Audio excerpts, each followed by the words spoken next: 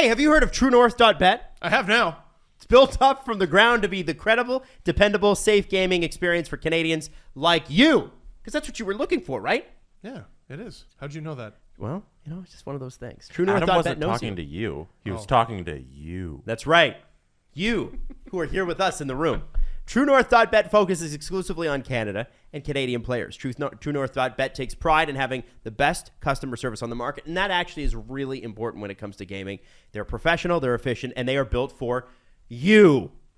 And you, and you. You, the everybody. And TrueNorth.bet has an incredible offer for you. They will match your first deposit up to $500 in bonus funds. $500, Steve Dangle. $500. And all you have to do is go visit TrueNorth.bet/SDPN. It's an easy one. TrueNorth.bet/SDPN to register and get this incredible offer. Again, that's $500 in bonus funds with your first deposit. TrueNorth.bet/SDPN. SDPN. The last thing, though, I wanted to kind of mention, and I thought this was an interesting choice, was bringing Jake Muzzin in and shoehorning the Muzzin-Hall pairing together and sitting Lyubushkin. And I think if anybody, the one thing that Leaf fans can all agree on is that Lyubushkin's come in and done exactly what he was built to do. Move bodies. He moves bodies, and he shuts you down defensively, and that's sort of all they wanted. So it was interesting to pick essentially what is their most defensively solid player and pull him out of the lineup against the Panthers and put in the pairing that has been the worst pairing the Leafs have been able to put together this year and put him together again in Jake Muzzin's first game. I thought it was really weird that they started him against the Panthers. It's not fair to him. I think it's really weird that they continue to try Muzzin-Hall because Hall has looked so much better without him. Yeah, I see it worked last year, and I wonder if the thought was, okay, this will be an easier transition for Muzzin, and also Hall's been really good recently. So let's see if it works this time. Considering how many games they have left in the season, I'm willing to try that one, maybe two more times just to confirm, but I would much rather go without it, and I would like to see what I think I would like to see. Let me figure this out. Let me make sure I got it right. Riley Bush.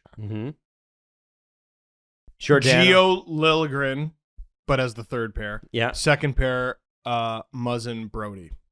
Wow. Brody on the right. You get a spear and a shield on each pairing, sort of. Giordano and Liljegren are like combo breakers, but Hall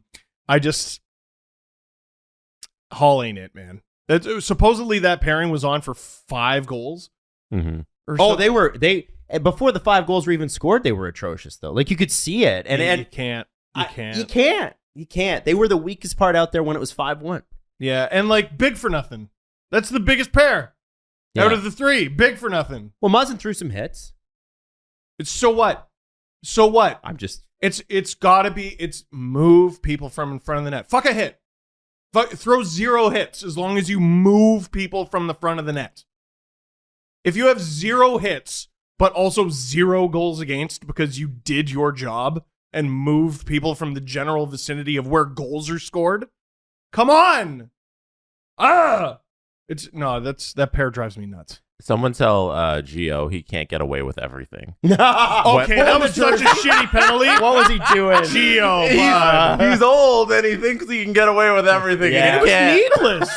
Like Liljegren was right there. He thought nobody's gonna care. He thought, I'm just going to do this and they're going to let me get away with it. And everyone's like, no, you can't do that. Well, and as a veteran, like, again, they always talk about the feel of the game. Like, what gave you the impression they weren't going to call a penalty in that game? There were 1,000. Right. It was so blatant. Yes! And, it affected possession directly. Yeah, and it led to a power play. It was awful. It was just awful. Not good. Not smart. Yeah, defense just entirely from the Leafs. It wasn't.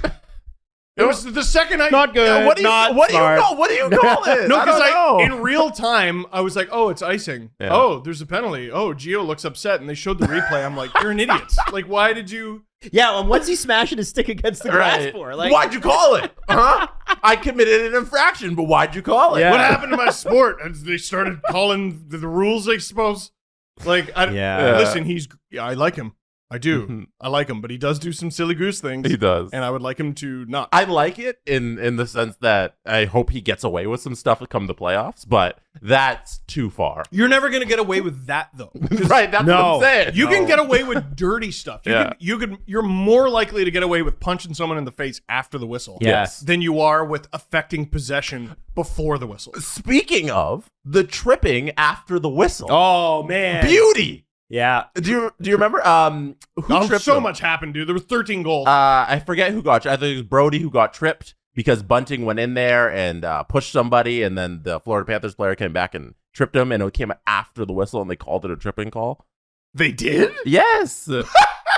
It's beautiful. I'm gonna pull up the. Beautiful. There's too many Trip penalties. after the whistle? Yes. That can't be common. Now, against the Tampa Bay Lightning, we should mention the Tampa Bay Lightning game because we have not had the chance to talk That's about true. it. Oh yeah. The fact is that the Leafs went in there dominant basically from the beginning. This is like, man, we're identifying soft targets in the schedule, right? So Matthews has got to light up the Flyers. Whoops. Sorry, I was a game off. What I meant to say was he's going to get a hat trick on the back-to-back reigning Stanley Cup champions. Whoops. Holy shit. That guy was on another level in that game. I mean, I don't know. It's hard to dominate Tampa like that and then play 60 solid minutes the next night. It is. Yeah, It is. Man. 3 out of 4 points. Like, I'm not erasing the fact that it's concerning that the Leafs have sometimes a propensity to give up big leads. But that's what this team is. And they win anyway. I'm not going to try to spin this as a good thing, but had the Leafs, like, let's say they won 5-1 over Florida. Oh boy, the bandwagon would do shocks. Oh, dude, yeah. 6 straight wins. Yeah. 8-0 against Eastern playoff teams. You mop Since Tampa Feb 1. Since February 1st. Sorry, you mop Tampa, you mop Florida, and you do it in a back-to-back, different goalies. Oh, It would have boy. been stupid. Muzzin's back. Oh boy. But Jack's back. Oh. The Muzzin's back thing, guys. I want to see him play with a partner that's perhaps more suited to what he's doing. I'm not convinced that Jake Muzzin is even as effective as he could have been earlier this year. Like, whatever held him out, I'm not saying it's a little early, but I want to see 5 games of Jake Muzzin before I'm excited that he's back. Because honestly, his play at the beginning of the season wasn't very good. So I do have another idea. What's that? For their D pairs. Give me. Riley Brody, Gio Lilly, and Muzzin Boosh. And that might seem like 2 shields. No, I want Muzzin to be the spear. I think he's good at jumping up in the rush. He showed it with the goal. He does do that. Yeah. And maybe that's a softer way to get him back in the lineup. Should we get a guy who hasn't played a healthy game all season to be the shield? No. Really? I don't know. Another reason you take Lyubushkin out of that game is you have, the conversation is obviously Lyubushkin Hall, and you got to pick one of them, and why not pick the guy who just missed a game with a head injury? I can imagine that's why Bush was out, but I could see Muzzin Lyubushkin working as long as you have an understanding that Muzzin is the one moving the puck there. That's fine. I want to see it. I want to see Sheldon Keefe try a big old bunch of stuff so that he can, for the final 5-6 games, solidify. 100%. And I think, though, we're done with the Hall Muzzin thing. It was nice while it lasted. Grateful for those first few games against Columbus until Muzzin got injured. But at the end of the day, this is a pairing that just does not work anymore. I'm willing to try it once or twice more just to confirm that, but I agree.